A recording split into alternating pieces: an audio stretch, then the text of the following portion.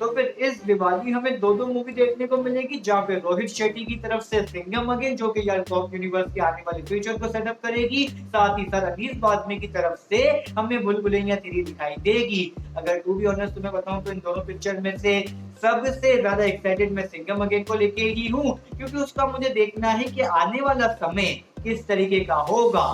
क्योंकि सारा का सारा कुछ हमें सिंघम अगेन से पता लग जाएगा टॉप यूनिवर्स के बारे में। मगर यहाँ पे अभी फिलहाल के लिए सिंघम अगेन के ट्रेलर ड्रॉप आउट हो जाने के एक दिन बाद हमें भूल भुलैया 3 का ट्रेलर दिखाई दिया। और अगर देखो तुम्हें मैं सही बताऊँ तो भूल भुलैया 3 के लिए मैं कभी भी एक्साइटेड था ही नहीं, बल्कि भूल भुलैया 2 को लेके भी एक्साइटेड नहीं था। क्योंकि जिस दिन से मुझे ये वाली बात पता लगी थी ना कि भूल भुलैया फ्रेंचाइज में अक्षय कुमार स्किप आउट हो चुके हैं, जब पार्ट 2 आया था तभी पता लग गया था हमें, तो उस दिन से ही यार मेरी एक्साइटमेंट खत्म हो गई थी। क्योंकि देखो इस फ्रेंचाइज के अंदर अक्षय कुमार के अलावा किसी और को मेन लीड एक्टर के तौर पे देखना मेरे लिए तो यार कभी भी दोबारा महसूस नहीं होता। साथ ही साथ देखो पिक्चर का पार्ट 2 ब्लॉकबस्टर अगर चल जाता आगे जो कि गया भी, तो मेकर्स ने सोचा कि यार कैश ग्रैब वाला मामला यहाँ पर कर देते हैं, जिसके बदौलत ही तुम्हें भूल भुलैया 3 दिखाई दे रही है, वो भी 1 नवंबर 2024 में। जब मैं देखो इनका कैश ग्रैब वाला मामला तुम्हें ट्रेलर में ही फील हो जाएगा, क्योंकि ट्रेलर तुम्हें ये वाली बात वाज़ेह तौर पर बतला देता है कि ये काफी ज्यादा क्रिंज जाने वाले हैं। वही स्टाइल रखा है कॉमेडी का जो कि पार्ट 2 में था, वही कार्तिक आर्यन के 2-3-4 गाने हैं जो कि पार्ट 2 में थे। साथ ही साथ एक किसिंग,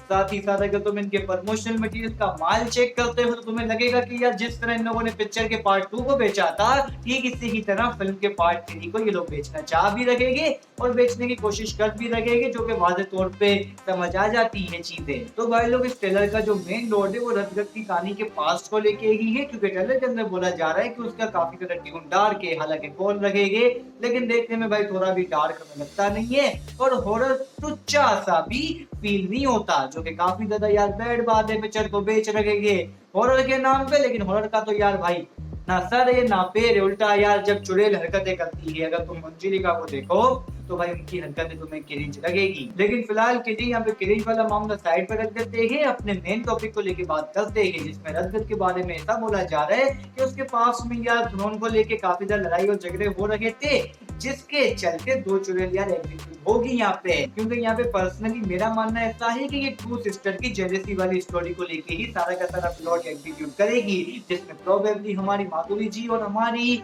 विद्या बालन यार दोनों सिस्टर होगी, जो कि एक दूसरे से ही जेलेसी महसूस करती होगी। जब एक दूसरे से जलन करने के पीछे स्पेसिफिक रीजन यही होगा कि वो कहेगी कि यार तू थ्रोन की हकदार नहीं है, और दूसरी वाली कहेगी कि यार थ्रोन की तू हकदार नहीं है, जिसके चलते वहां पे कोई और ही मर्द आके राज कर लेगा, जो कि इन्हीं के खानदान का होगा। दोनों को यार ये वाली बात खत्म नहीं होगी, एंड देन आगे चल के दोनों बहनें क्या करेगी कि उस राजा को मिटाने की कोशिश करेगी। लेकिन तुम तो जानते ही हो कि जब जब भाई हसरत वाला मामला आ जाता है तो तुम खुद ही तबाह हो जाते हो, तुम दूसरों के लिए खड्डा खोदते हो, तुम खुद ही उसमें गिरते हो। ये वाली मिसाल हम बचपन से सुनते आ रहे हैं। जहाँ देखो इधर भी कुछ यही होगा, 2 बहनें आपस की लड़ाई में दूसरे बंदे को नीचे गिराने की आड़ में खुद ही तबाह हो जाएगी, वन यहाँ तक के वो कुछ ऐसा कर बैठेगी जिसके चलते दोनों की डेथ भी हो जाएगी। लेकिन इन बातों के अलावा थ्रोन का जो ओरिजिन होगा वो करंट की जिंदगी से यार कनेक्टेड होगा, जिसमें रू बाबा यार अब बेसिकली पैसा कमाने की लालच में काफी आगे बढ़ चुके हैं। बंदे को पता चल चुका है कि लाइफ में अगर पैसा कमाना है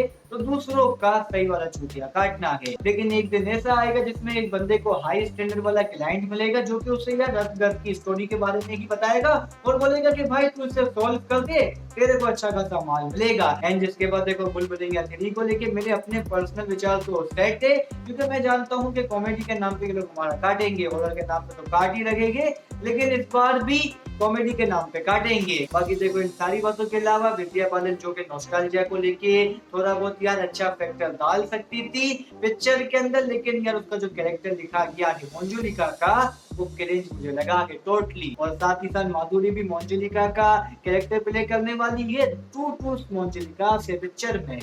बाकी खैर तुम बताओ तुम क्या सोचते हो इन सारी बातों को लेके, और ये भी बता सकते हो लाजमी से क्या 1 नवंबर को पहले सिंघम अगेन देखोगे या फिर भूल भुलैया 3। तो भाई लाइक शेयर सब्सक्राइब तो मस्ट इस वीडियो के अंदर कर दिया होगा, मुझे बोलने की कुछ चीज की जरूरत है नहीं, कर दिया। तो मिलते हैं किसी नेक्स्ट वीडियो के अंदर, के लिए गुड बाय।